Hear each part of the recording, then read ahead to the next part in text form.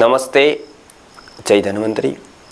अभी हमने आयुर्वेद के ही कुछ विषयों पर बात की पिछले वीडियोस में, पिछले विषयों में, कि क्षेत्र अंबु अर्थात जैसे खेत में कुछ फसल उगानी हो तो खेत चाहिए, बीज चाहिए, अनुकूल ऋतु चाहिए और अनुकूल पानी चाहिए। इतना हमने देखा था। ये चारों का आनुकूल्य होगा, चारों की उत्तम, जितनी कक्षा पे उत्तमता होगी उतनी फसल उत्तम होगी। ये एक स्वाभाविक विज्ञान है, वो हमारे जीवन का ही एक भाग है। हम रोज उसको देखते हैं, वो प्रत्यक्ष सिद्ध बात है, उसमें कुछ प्रूव करने जैसा नहीं है, क्योंकि वो प्रत्यक्ष सिद्ध, स्वयं सिद्ध है। उसको स्वयं सिद्ध कहते हैं। वो कुछ सिद्ध करने के लिए बहुत बड़े बुद्धिमत्ता की या अनुमान की जरूरत नहीं है।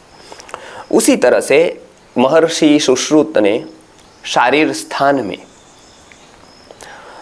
स्त्री के गर्भाशय को खेत बताया है, पुरुष के शुक्र को बीज बताया है,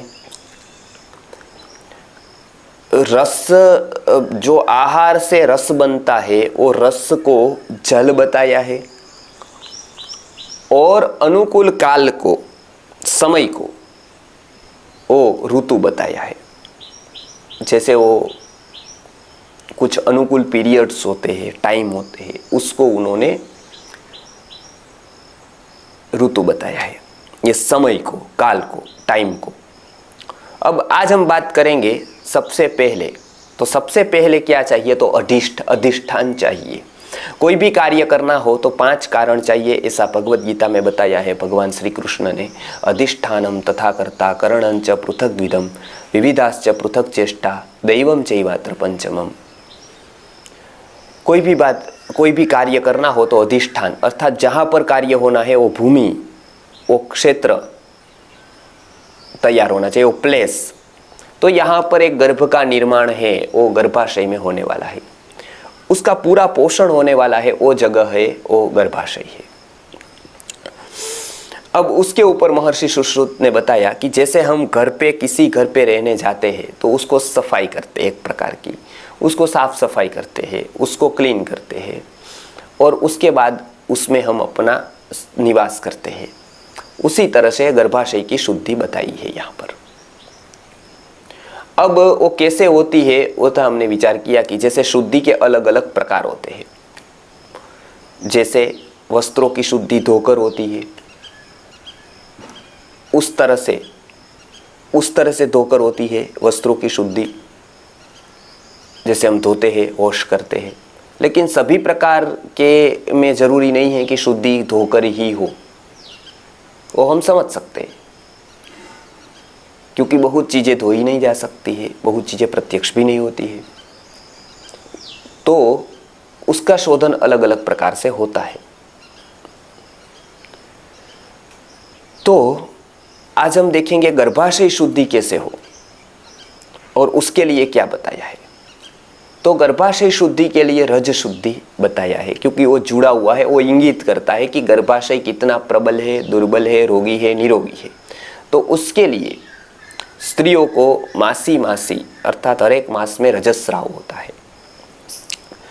तो वो रजस्राव से अनुमान होता है कि गर्भाशय की स्थिति क्या है। वो देख सकते हैं, कार्य को देखकर कारण का अनुमान होता है। जैसे कहीं से हमको बाढ़ आ गई तो हम देख सकते हैं कि बारिश होगी वहां पर। तो उसी तरह से रज को देखकर, क्योंकि वो प्रत्यक्ष है, जो स्राव होता है, मेंसिस आता है, वो प्रत्यक्ष है, उसको देखकर, जानकर गर्भाशय की स्थिति क्या है वो जान सकते हैं, उसके रोग भी जान सकते हैं। तो बहुत सालों से ये विज्ञान, आयुर्वेद का विज्ञान विकसित था कि वो सबसे पहले रज शुद्धि की आवश्यकता बताता, गर्भ शुद्धि, गर्भाशय की शुद्धि के लिए, और उसके बाद ही संतति निर्माण की बात करता था। क्योंकि क्षेत्र शुद्ध नहीं होगा तो जैसे फसल शुद्ध नहीं होती है, उत्तम नहीं होती, उसी तरह से यहाँ पर भी क्षेत्र शुद्ध होना चाहिए। तो इसलिए क्या क्या करना है उसकी एक चर्या दी गई है। कि रजस शुद्धि हो, गर्भाशय शुद्धि हो, तो इसके लिए क्या करना है। तो सबसे पहली बात ये बताई कि उसकी शुद्धि के कुछ नियम है। वो ऐसे ही प्राकृतिक रूप से शुद्ध होता है। रजसा नारी शुद्ध्यति, ऐसा जो उपनिषद स्मृतियों में बताया है कि रज से नारी की शुद्धि होती है। उस शुद्धिकरण की प्रक्रिया प्राकृतिक रूप से होती है। तो वो प्राकृतिक रूप से जो शुद्धिकरण की प्रक्रिया होती है वो प्राकृतिक रूप से ही अच्छी तरह से हो, उसमें बीच में प्रतिबंध ना आए, उसमें रुकावट ना आए, इसीलिए एक चर्या दी गई है, एक